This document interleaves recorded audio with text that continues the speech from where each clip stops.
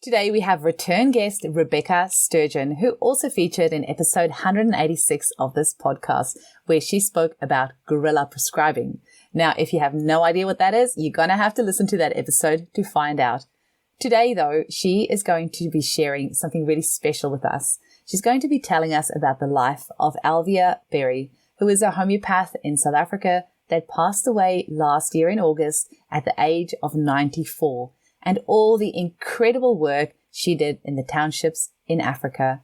So enjoy this beautiful storytelling that Rebecca will be sharing with us today. And if you want to book a consultation with Rebecca, who will be in London in the near few months, you can just check out the show notes for her email. Thanks for listening.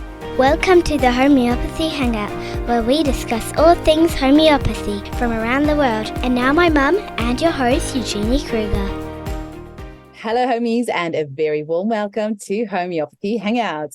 Today, we get to hang out with a super fun return guest, Rebecca Sturgeon, who also featured in episode 186, and she's in South Africa. Welcome to the show, Rebecca. Thank you very much, Eugenie. Thank you for asking me back on again. It's so good to have you on, and anybody who wants to know how you were introduced to homeopathy and your story, they'll have to go on to episode 186. It's called Guerrilla Prescribing, and you're such a fantastic storyteller, and there was some amazing, incredible stories on there. So if you haven't listened to that episode, go and check it out.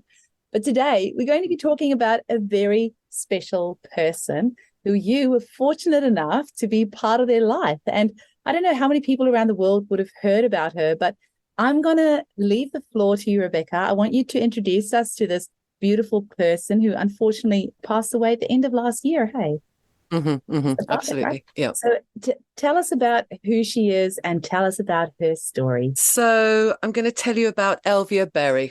She was born in 1928, and as you said, lots of people have actually worked with Elvia. I'm a lucky one as well to have worked with Elvia. She mentored many people, and I don't believe that I have any more information than anyone else, but maybe they do. But I just want to use a disclaimer. So what happened, Eugenie, was before she died, I said to her, Elvia, please let me take your homeopathic story. People will be fascinated with this. And she was always reluctant to say anything.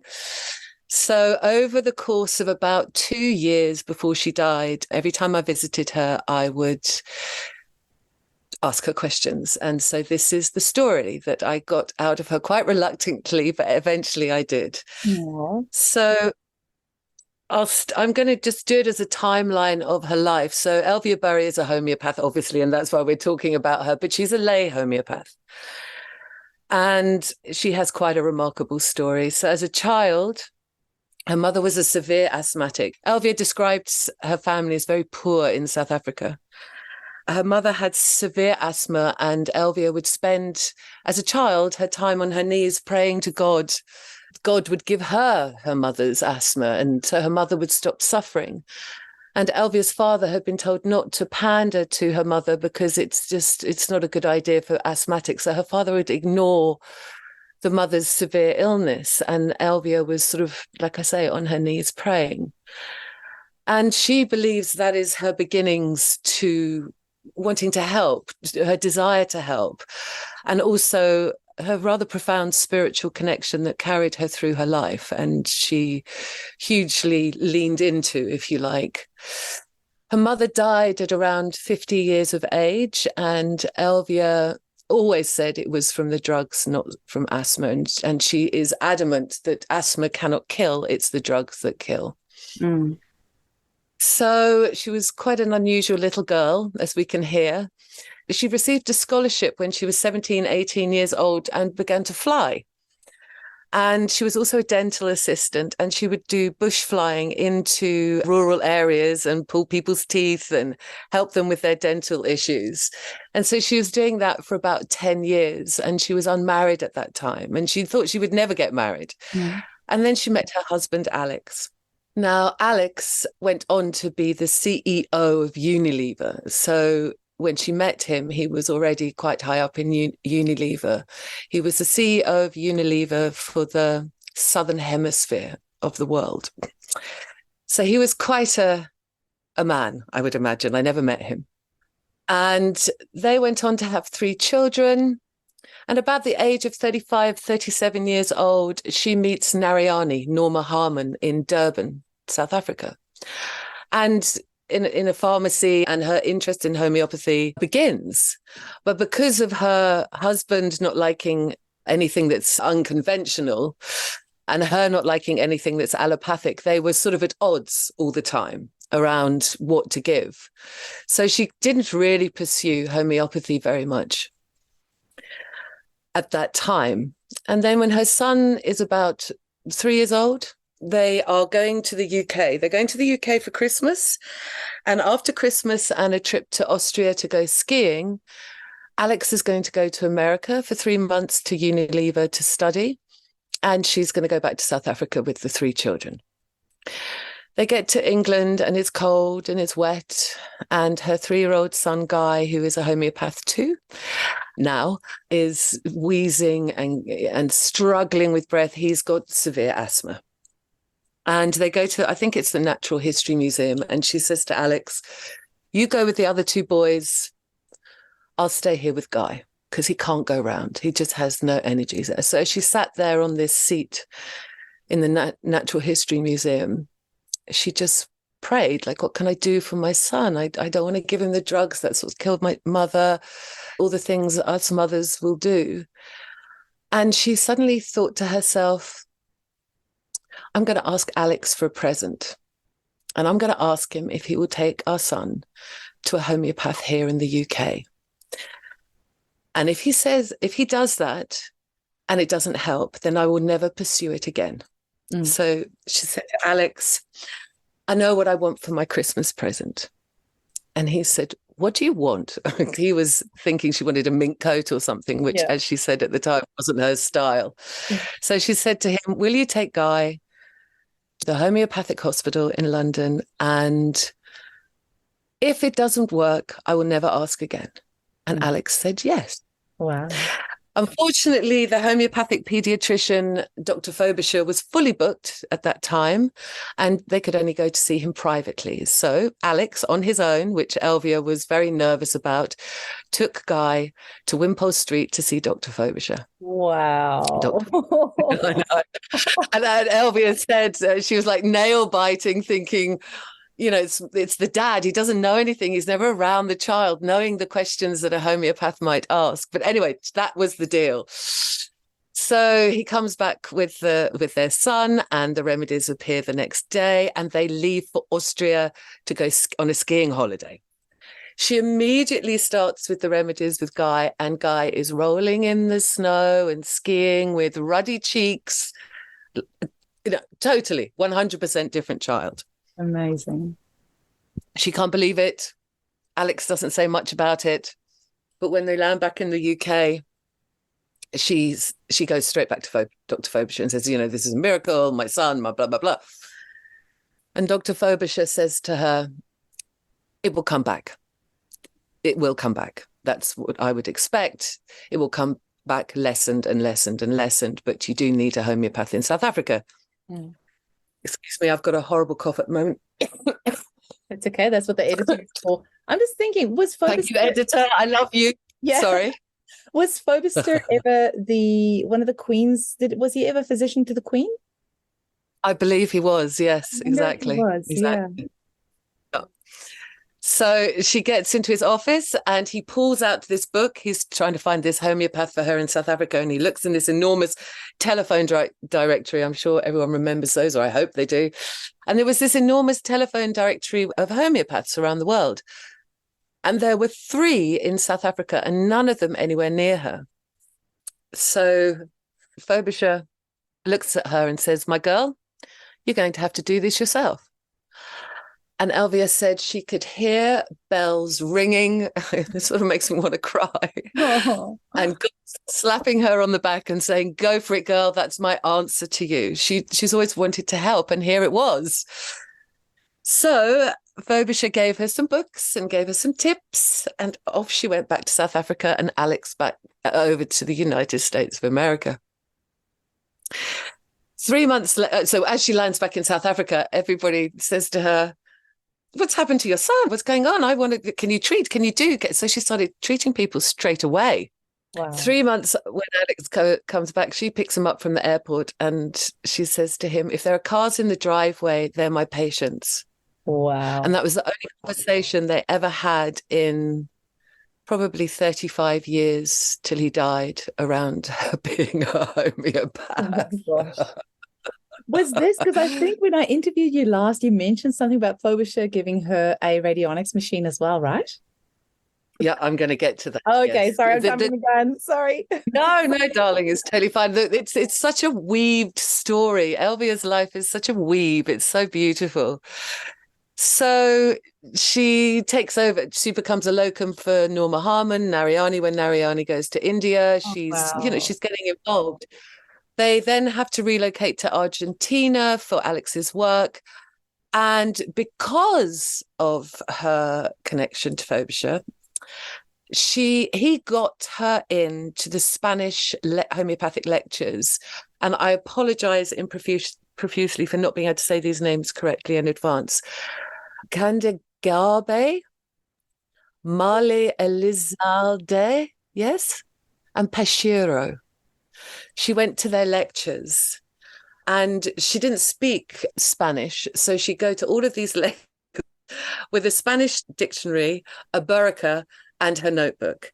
And none of the homeopathic doctors wanted her in the lectures because she was a lay person, but because of Frobisher, she was in. So that was really remarkable. She said those lectures were just astounding. She was totally blown away. So then she was now, the story goes on, and to exactly what you were talking about, the radionics machines. She's trying in Argentina to find a good pharmacy, and she's told the homeopathic pharmacies aren't great. There's one, but it's miles away. She's also struggling in South Africa with pharmacies. So again, on a visit to the UK, she goes to see Frobisher. And she says, these are my problems. You give a prescription that you think is going to work. And I don't know whether it's the prescription or the medicines. I don't know if I trust the medicines. So Frobisher said to her, I am experimenting with a machine currently for somebody I know called Malcolm Ray, who is a total recluse. You'll be lucky if you see him, but this is his address. So in that respect, Frobisher was testing radionics machines, but he was doing it privately or secretly, or I'm not quite sure what word to use. So he didn't want everyone to know that he was trying them out. A lot of people, as we know, don't have a lot of faith in radionics, but I was actually taught on them as well. So I had no qualms ever working with radionics with Elvia. Anyway, back to the story. So she goes to this place above I think it was an electrical shop in some street in London, finds Malcolm Ray's secretary and immediately connects with her. And the secretary says, look, I'll see if I can get him to come. I'll see what I can do. So she goes in and talks to Malcolm Ray and then opens the door and says, he'll see you. So again, Frobisher opened another door for Elvia. And then she goes in and she talks to Malcolm Ray and she gets 2,000 cards for him and the radionics machines, goes back to South Africa, starts using them, great success. And they have this lifelong relationship, her and Malcolm Ray. And he actually made for the Mission School of Medicine, which was the volunteer work that Elvia did for a number of years, and I also was involved in with her. He made a well the size of a bucket so that we could make up to 100 remedies at a time because we were making so many for the students in Africa. Anyway, I'm jumping the gun, but we had a number of wells that we used, but that was enormous. It's beautiful well. You say wells? What do you mean? Oh, so when you're making radionics remedies, you put the blanks with the bottle into a well, a hole, basically. Okay, gotcha. So we needed an enormous one to do all the remedies we were doing for the students in Africa. Okay. Because my machine has got an extension plate, so you kind of attach the extension plate, and then you can put all the extra bottles on that extension plate. Oh, I see. Yeah, but I see what you're saying. So the well was really large, so you could put several bottles in there and actually transmit that into like 10 or 20 bottles at the same time. Yeah. Hey, amazing. Exactly. Amazing. Yeah. but that is also a bit further on in the story as well. Oh, no. Okay. I'll be quiet now. I know. Honestly, her life story is something remarkable. And I'm giving you the headlines. There's a whole bunch that I'm not giving you as well. Mm-hmm. That will be in Clever H Mag in October. So she's back in South Africa. I no idea of timings now. We never really got to that. It was right at the beginning that I had some sense of timing. And she has a very wealthy South African patient who is also a lay homeopath, but she doesn't think he practices. He dies, and the daughters come to her and say, Elvia, would you go through my father's book, a lot of homeopathic books, and we really don't know who's who in the zoo. And so Elvia takes Guy with her, her son, who's also a homeopath by now. 2 of her sons are homeopaths, actually. Oh, and they go to his house. Do you know where they studied? Like, did they study in South Africa in the end, or in? No, UK, both UK. London, okay. Amazing. Wow. Yeah. And they go through this incredible first editions, Clark's books, signed by Clark, Burnett, I mean, you name it. All in this book collection. He was basically buying rare, extremely valuable homeopathic books. And so she put them in, and she said it was a nightmare. You know, you can imagine, like they don't know what these are. I could really play it in my favor here, but obviously she didn't. She put all the rare and explained to them what they were, and all the other ones her and Guy took and then distributed amongst the homeopathic community. However long later it was, one of the daughters turns up at Elvia's house with a sheath of papers and says, we found this in Dad's safe and we've got no idea what it is, and we're wondering if you do. And Elvia looked at this 300 plus pages in this woman's hand, old pages, and said, I'll see what I can do. And she just felt that it was something very important. And so she thought it was German. So she went to see a German friend of hers, and her friend said, no, this is old German. I can't translate this for you. And when Elvia got home, she said above her head was the book Chronic Diseases by Samuel Hahnemann, as we all know and love.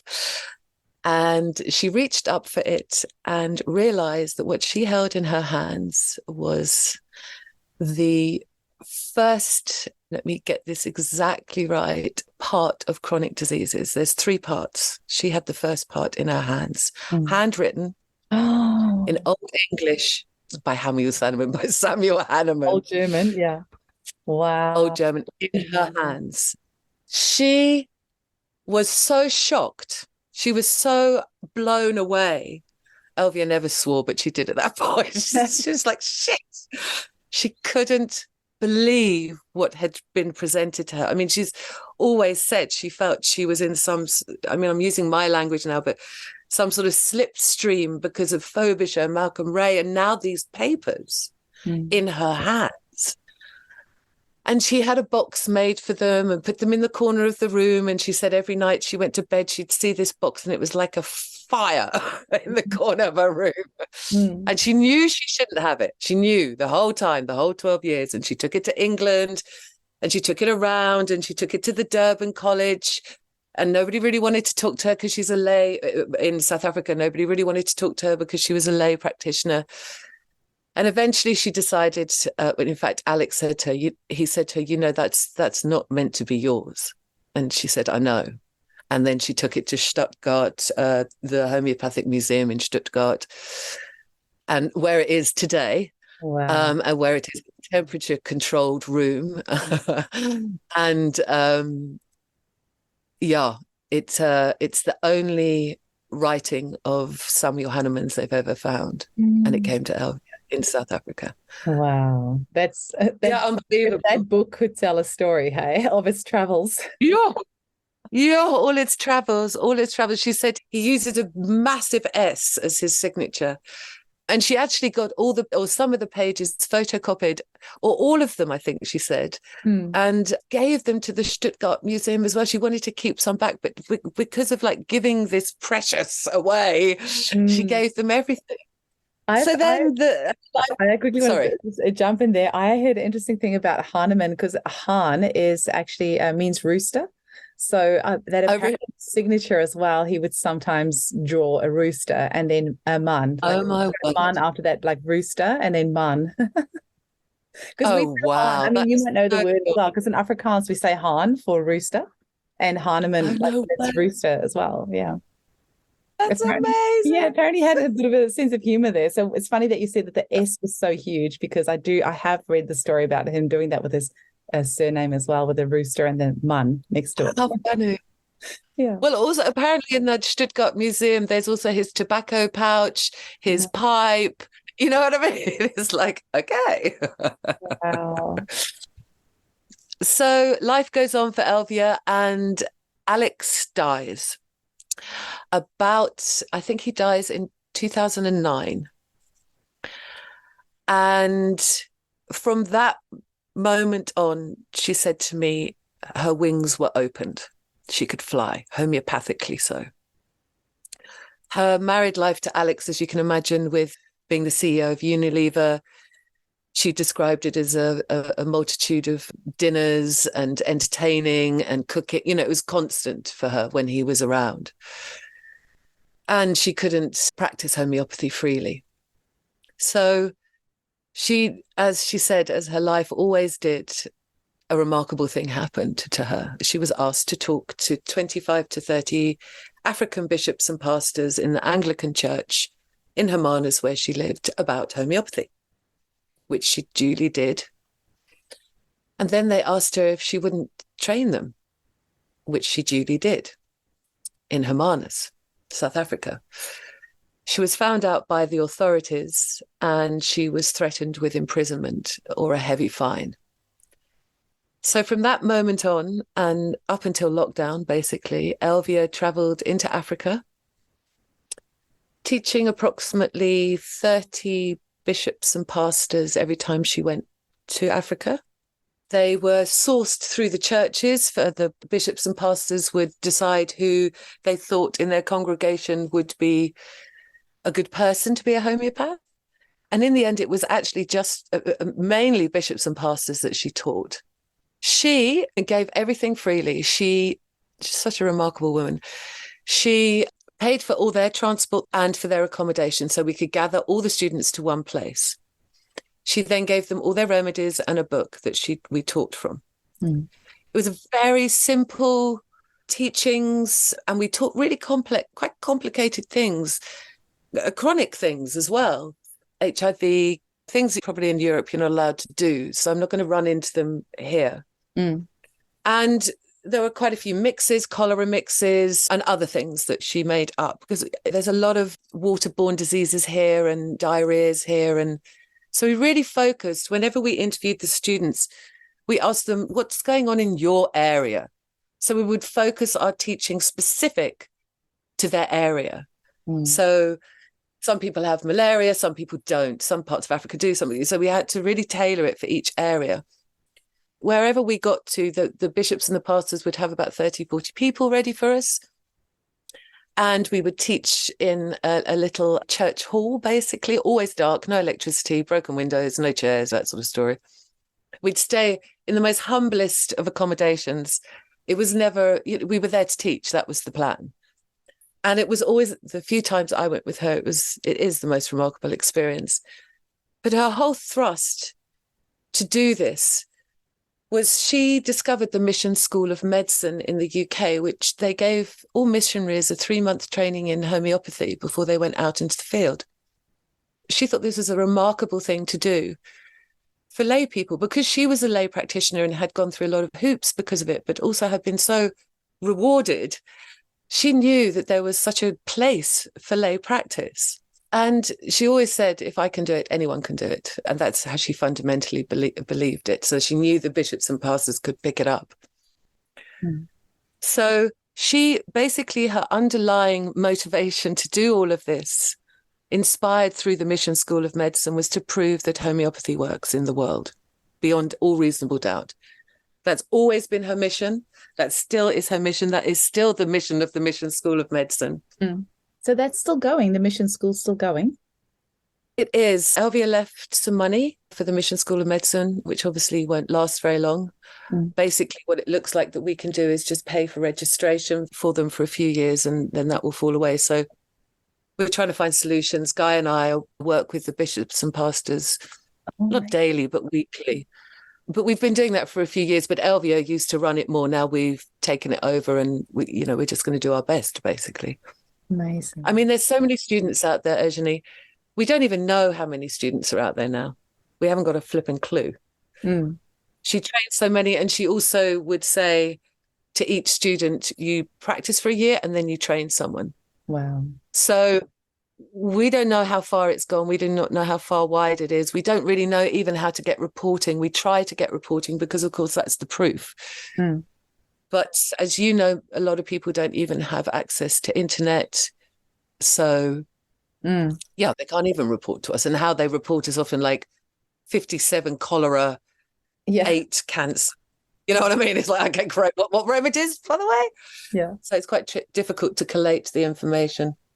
And so Guy is one. You said 2 of the sons are homeopaths. Are they practicing in South Africa? And I mean, she was in her 90s when she passed, right? So they must be in their 60s or so. Yeah, Guy just turned 60. Elvia died at 94. I must tell you this story. Yes. She'd been unwell for a while. I'd been to see her a couple of times, and then it got to be like only family. And I phoned one night and I just said, please just send her my love. The next morning, apparently, they were like, you have to go to the doctor. We're not doing, you got to go to the doctor now. Elvia, go to the doctor. And she's like, okay, all right. So she put this off for months, basically. She never wanted to go to doctors. But she was like, okay, I'll go. They got her dressed. She went into her living room. She said, I feel a bit funny. She sat down. She took 2 breaths and she was dead. Oh. What a blessing. What a blessing. Wow.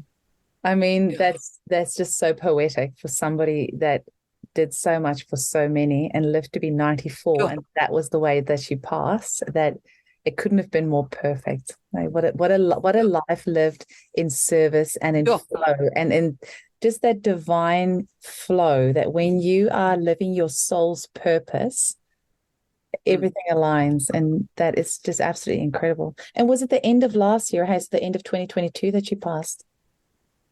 It was August the 11th, 2022. Yeah. Oh my goodness. Wow.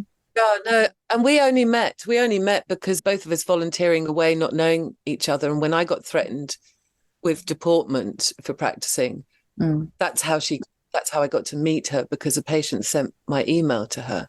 Oh, wow. And so we sort of collided, but thank goodness, amazing, the silver lining. And so, I mean, Elvia was volunteering in townships for years as well, obviously before I got here. And so we immediately connected because we were already in that outlook of working in that way.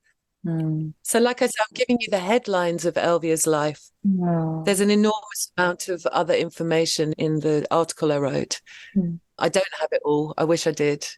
I wish I could have spoken to her forever and ever and ever. She was such a mine of information and such a lady, but she would disarm anyone. She was tiny. She was diminutive, but you looked into those blue eyes and you couldn't say no. Oh, absolutely incredible. She once told me, she said, Rebecca, if you don't immediately go into Africa, the whole Mission School of Medicine is going to collapse. I was like, okay, thanks, Elvia. Incredible. Now, you said that you were going to write a book as well, but you started off with an article coming out in Clever Homeopathy magazine in October. Yes. But then hopefully you do end up writing a book as well. Well, let's see. Now, you mentioned about Hermanus before, and for anybody who doesn't know Hermanus in South Africa, it's just one of the most beautiful seaside towns, and they have the best markets. I remember as a little girl going to the markets there when we went there on holidays, and a certain time of year you can watch the whales there. It's just such a beautiful town. So how lucky for you to have, you went to visit there, or did you live there for a while as well? No, that's where Elvia lived. I would go there every month for a week. Yeah, it was remarkable. But now you live in this really cool off-grid community, right? In Cape Town. And was it Nyasa that Yeah, it's near Neisner. It's near Yeah. Neisner. Yeah, yeah, Oh, it's yeah. Wilderness. Was it Wilderness you said, hey? It's Wilderness. Yeah, yeah, Oh, my yeah. sister-in-law sent me photos of them going there on holiday. It looks incredible. It's beautiful. Yeah, Well, South Africa is beautiful. it is beautiful. And then you're going from off-grid Cape Town to you back to the UK, or are you going back and forth, or moving back there for good now, or what's happening there? So I have been given an opportunity to be able to go back there with ease. It's quite tricky going back to England in a way, for me. I've been here for 21 years. Oh, wow. And so it feels like I'm stepping out. And it's been interesting to me, Urgently, that I've even done interviews and talked about the things that I've been up to, because I have felt quite hidden in the 21 years I've been here. So yes, I'm going to be moving to Bath. I will still keep my connection to South Africa because it's very dear to me. And I'll be coming back here a couple of times a year, I feel. And yeah, but I'll be predominantly in Bath for the foreseeable future. And then, yeah, it's quite exciting. I'm hoping to get a position at Neal's Yard in Bath and be their homeopath, which would be a real honour. And also be more involved in different things in England, which with other homeopaths. I mean, it's a bit nerve-wracking, Urgently, because I've been working in townships predominantly for 21 years, and now I'm going to go into first world, lots of rules. Yeah. I just hope I don't make a total mess. So I'm hoping to know what I can and can't say really in advance, because, I'm out of the loop. I'm really out of the loop. Yeah, that's one thing my husband often says he probably misses the most about Africa, is that there's just like jungle rules there. Like anything goes. Absolutely. And we love the Wild West. We love it. We get really frustrated sometimes over here with all the rules and regulations, and you need a bloody permit for everything. And yeah, it's going to be a culture shock for you, that's for sure. So you'll still be seeing private clients. So if any of our listeners want to book a session with you, they can just contact you through the email address in the show notes. Absolutely. Yeah, absolutely. Okay. Because of lecturing about the dangers of Wi-Fi and social media, addiction to social media, I have no social media. I now no longer have a web page. I'm so old school. I love it. Well, it really is the way to go. My heart breaks every day in clinic when I see these little kiddies on their iPads, and you just know it's 90% of their ADHD, behavioral disorders, and their health complaints because they are just plugged into technology so much, and in the schools as well. It just makes me sick.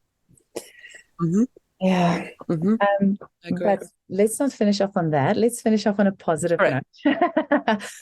What do you feel is some of your highlights? If you think of your 20 plus years in South Africa, leave us with a couple of highlights of what that's been like for you living and working in South Africa, like some of the good memories that you'll be taking back with you to England. Walking around a South African township and people shouting at me out of their doors, Sissy Reeves, Sissy Reeves.